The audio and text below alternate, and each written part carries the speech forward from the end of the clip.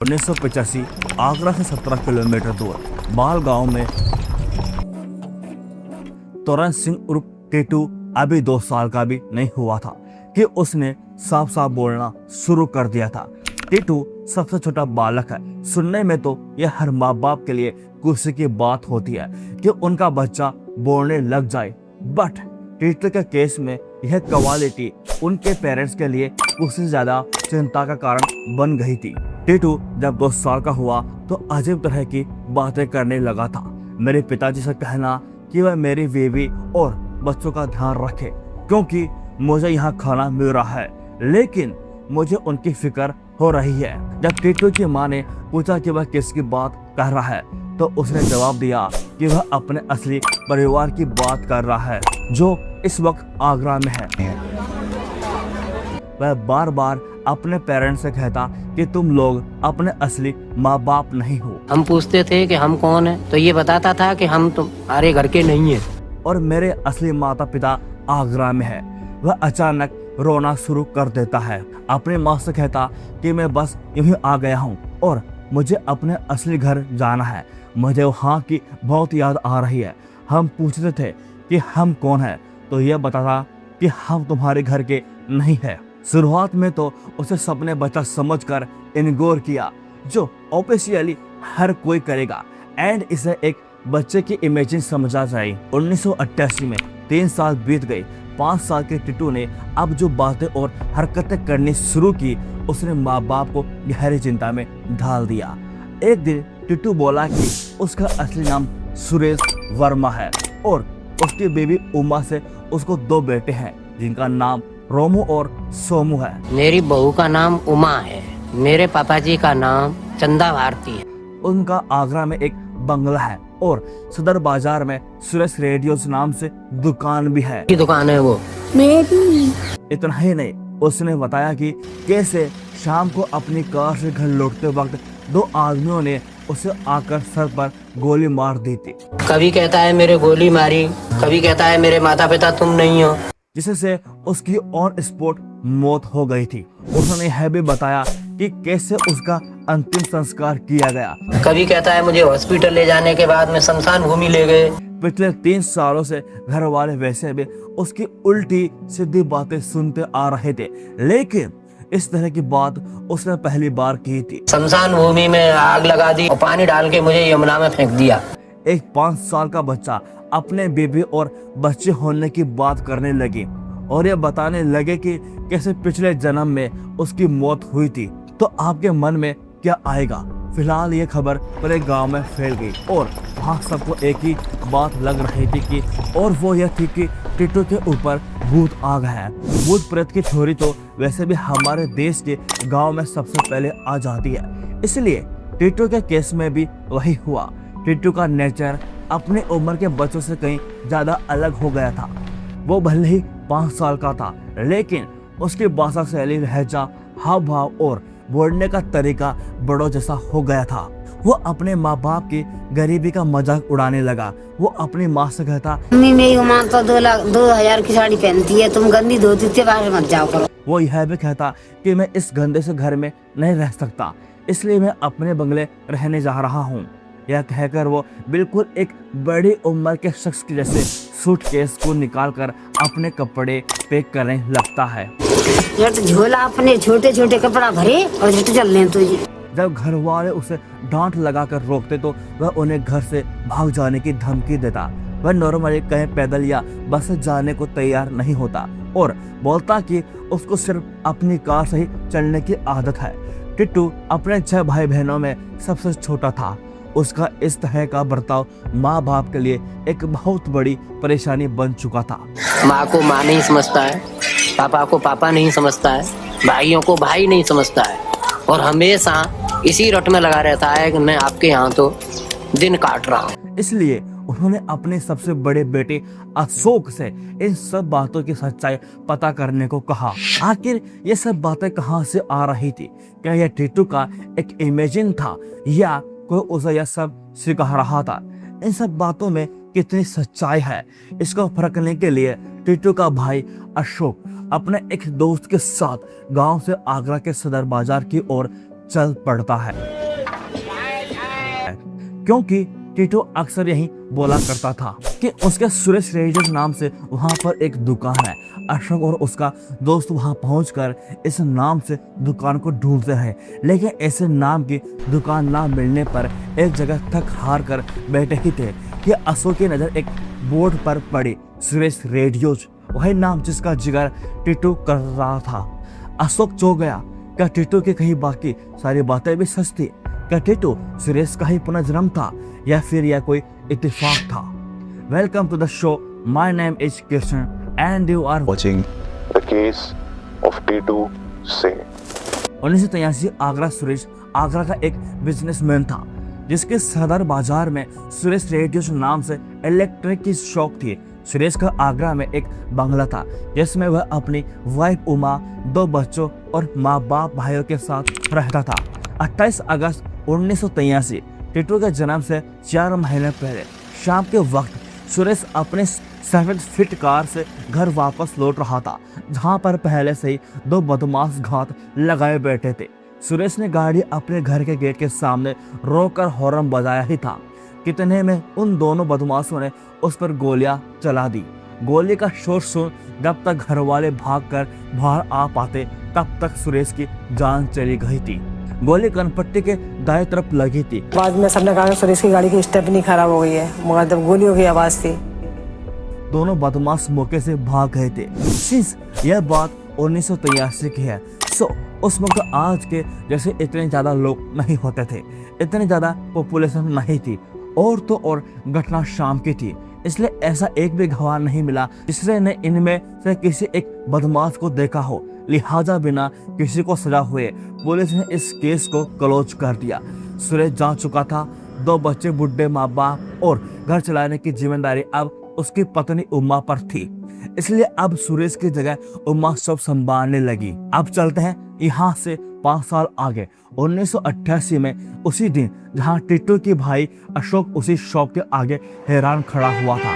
Ashok shop के अंदर जाता जहाँ उसे एक लेडी मिलती है।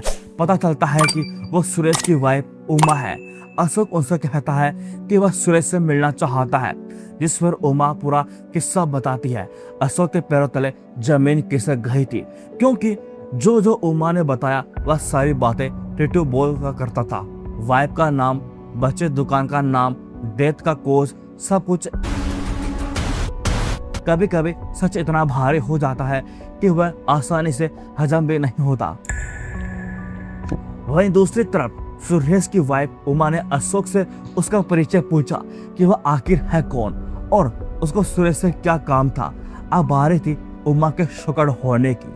अशोक ने बताया कि वह आगरा से 17 किमी दूर बाढ़ गांव में रहता है।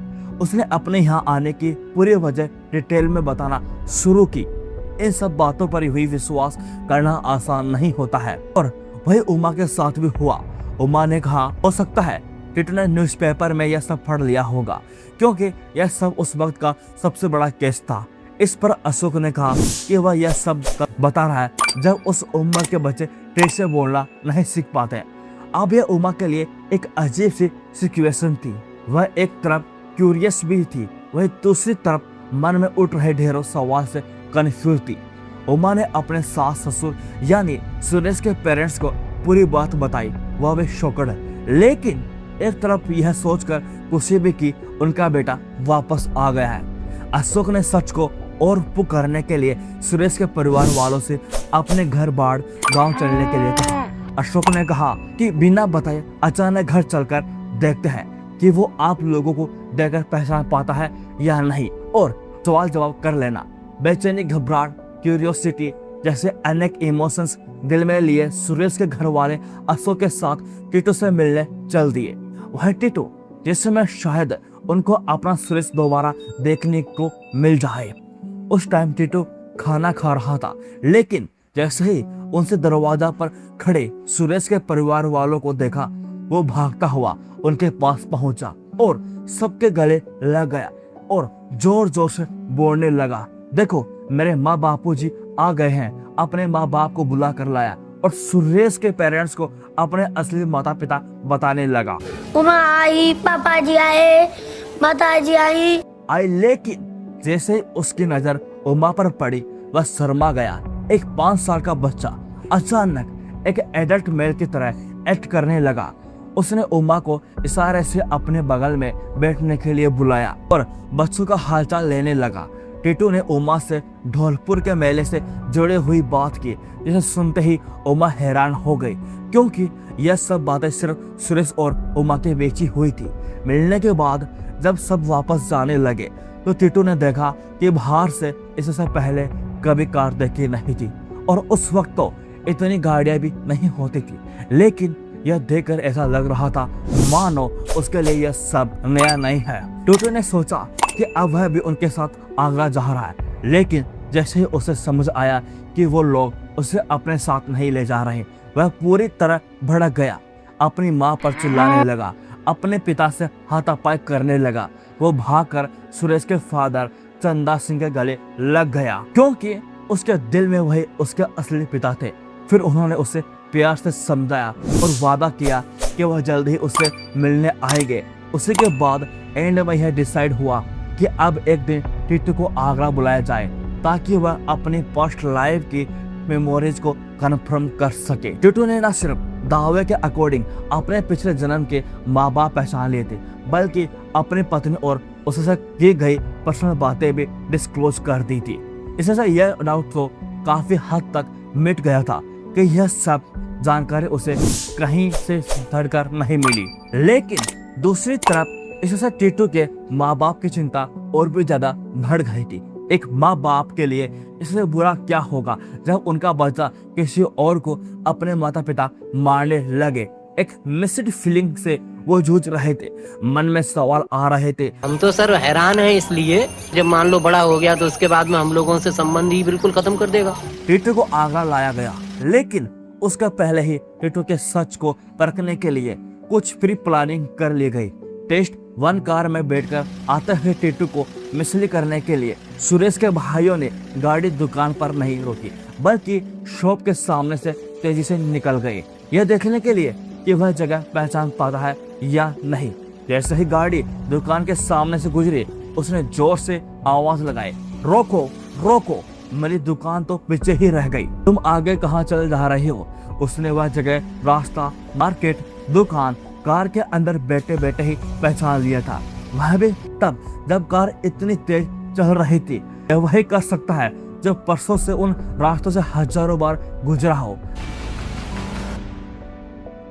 अब बारी थी टीटू को शॉप के अंदर ले जाने की। टेस्ट टू टीटू दुकान के अंदर एंट्री करता है, लेकिन उसकी चाल, बॉडी लैंग्वेज एक 5 साल के बच्चे की नहीं, एक शोरूम के मालिक की जैसी हो गई। उमा ने देखा वह जिस तरह से स्टोर पर बैठा, उसके हाथ चलने का तरीका सब हूबहू सुरेश जैसा ही था। इतनी ही नहीं, उसने यह तक पहचान लिया कि दुकान का कौन सा हिस्सा रिनोवेट किया गया है और कौन सा हिस्सा उसके यानी सुरेश के जिंदा रहते एज इट इज था। रिजल्ट पास। टीटू के लिए एक आखिरी इम्तिहान और बाकी था। टेस्ट 3। दुकान के बाद टीटू को सुरेश के घर लाया गया, लेकिन उसके आने से पहले ही सुरेश के दोनों बच्चों को घर के बाहर मोहल्ले के बच्चों के साथ खेलने के लिए भेज दिया गया। लेकिन यहाँ पर भी टीटू फेल नहीं हुआ। उसने उन मोहल्लों के बच्चों के बीच सुरेश को दोनों बच्चों को पहचान लिया। रिजल्ट पास। सभी के लिए इतने सारे एविडेंस काफी थे यह मानने के लिए कि टीटू सिर्फ सुरेश वर्मा का पुनर्जन्म है। लेकिन कहानी यही खत्म नहीं होती है। मीडिया में यह केस हर जगह छा गया था। इसकी जानकारी ड्यूक के प्रोफेसर N.A.K. चड्डा को मिली। प्रोफेसर चड्डा डो यानी सिटी वेस्टर्न यूनिवर्सिटी ऑफ विजेरिंग के एक well known and highly respect professor थे, जो रीइनकार्नेट पुनर्जन्म पर की गई साइंटिफिक रिसर्च के लिए फेमस थे। उन्होंने पुनर्जन्म के ऊपर काफी सारी बुक्स भी लिखी थी। डॉक्टर इहान स्टीवेंस की एडवाइस पर एंटोनिया मिल्स जो एक रिसर्च और उनके कलीग थी, टीटू के केस को क्लोजर स्टडी करने लगी। सुरेश की फैमिली ने बताया था कि जो सुरेश का नेचर था वह काफी अग्रेसिव और शोल ट्रिपर था। छोटी छोटी बातों पर वह लड़ाई झगड़ा कर लेता था। डॉक्टर मिल्स ने नोटिस किया कि टीटू का नेचर भी इसी तरह का होता है जा रहा था। एक बार डॉक्टर मिल्स टीटू के साथ मार्केट चूड़ी लेने गई थी। वहां पर उसने दुकानदार को धमकी दे डाली और उसने कहा कि एंटोनिया उसकी दोस्त है तो गलती से भी उनसे पैसे ना मांग लेना। इस इंसिडेंट का जिक्र डॉक्टर मिल्स ने अपने रिसर्च पेपर में भी किया है। अब सबसे बड़ा सवाल यह था कि क्या टीटू को सुरेश के कातिलों के बारे में पता था? क्या उसने उनका चेहरा देखा था जिसने उसके पिछले जन्म में जान ली थी? तोरण सिंह उर्फ टीटू एक 5 साल का बच्चा अब ऐसे खुलासे करने वाला था जिसने मीडिया जगत में आग लगा दी। टीटू ने बताया कि 28 अगस्त 1983 के शाम जिस दिन उसको गोली मारी गई, उसने उन 2 बदमाशों में से एक का चेहरा पहचान लिया था और वह शख्स कोई और नहीं उसी का यानी सुरेश का ही एक साथी बिजनेसमैन था। अच्छी बात यह थी कि आगरा पुलिस ने इस केस को सीरियसली लिया। पुलिस ने टीटू के बयान के आधार पर उस आदमी को उठा लिया और सख्ती से पूछताछ की, जिस कारण उसने अपना अपराध कबूल कर लिया। इस कबूलनामे के आधार पर 1983 सुरेश वर्मा मर्डर केस को रीओपन किया गया। यह पहली बार था जब पुनर्जन्म से जुड़ा कोई केस कोर्ट में आया। गवाही के लिए टीटू को बुलाया गया। उसने भी कोर्ट में पूरा इंसिडेंट डिटेल में बताया। केस के सबसे बड़े टर्निंग पॉइंट थे postmortem and birth market report. Suresh के सर पर जिस तरह गोली मारी गई थी उसी तरह 2 निशान टीटू के सर पर मिले। जब उसके बाल कटाए गए तो पाया गया कि उसके सर में बिल्कुल वैसे ही 2 निशान थे जिसका साइज और शेप सुरेश के सर पर लगे बुलेट के एंट्री और एग्जिट से मिला था। डॉक्टर इहान सिविटिवेसन ने अपने रिसर्च में मेंशन किया है कि बर्थ मार्केट और पास्ट लाइफ की इंजरी के बीच कनेक्शन होता है और यही मान्यता हिंदू धर्म में भी है। कोर्ट में डॉक्टर एंटोनिया मिल्स के टीटू से जुड़े रिसर्च पेपर भी सबमिट किए। इन सभी सबूतों के आधार पर आगरा कोर्ट ने यह मान लिया कि टीटू ही सुरेश का पुनर्जन्म है और सुरेश के कातिलों को सजा हुई। यह एक रिवॉल्यूशन और कंट्रोवर्शियल सपने में भी नहीं सोचा होगा कि जिसकी जान लेकर वह बच निकले थे वो दोबारा जन्म लेकर फिर लौटेगा उनको उनके किए की सजा दिलाने। अब आखिर एक बड़ा सवाल, क्या टीटू अपने पिछले जन्म वाले माता पिता के पास चला गया या फिर उसने अपने इसी जन्म के माँ बाप को ही अपना माना? सुरेश भले ही टीटू के रूप में वापस आया था लेकिन वह सुरेश तो नहीं था। माना आत्मा वही थी लेकिन लेन शरीर तो एक बच्चे का था। ना उमा के लिए वो उसका हस्बैंड रह गया था और ना ही उसके बच्चों के लिए वह एक पिता। सुरेश के फादर भी जानते थे उनसे टीटू से नजदीकियां बढ़ाए तो टीटू के माँ बाप जिसे जी अपने बेटे से दूर हो जाएंगे और एक बेटे को खोने का दर्द वो पहले से ही जानते थे। दोनों परिवार अपनी अपनी जिंदगी में वापस लौट गए। टीटू ने भी दोहरी यादों के साथ अपने बचपन को जिया और अपने गांव में रहकर ही पढ़ाई लिखाई की। आज टीटू सिंह, जिनका असली नाम तोरण सिंह है, बीएचयू में असिस्टेंट प्रोफेसर है और उनको आज भी सब कुछ याद है। वह अक्सर आगरा अपने पिछले परिवार से मिलने भी आते जाते हैं। आज उनका मानना है कि हम दोहरी जिंदगी नहीं जी सकते, तो कल बीत गया सो बीत गया और जो बाकी है वह है। हमारा आज पुनर्जन्म का यह अनोखा केस हमें सिखाता है कि लाइफ एक सीधी लकीर नहीं, एक सर्कल है जहां शुरुआत और अंत एक जगह आकर मिल ही जाते हैं। तो यह था आज का केस। चैनल को सब्सक्राइब करें, हमें सपोर्ट करें ताकि हम यही और डॉक्यूमेंट्री आपके लिए लाते रहे। अपना ख्याल रखें, मस्त रहे। जल्दी मिलते हैं अगले केस के साथ।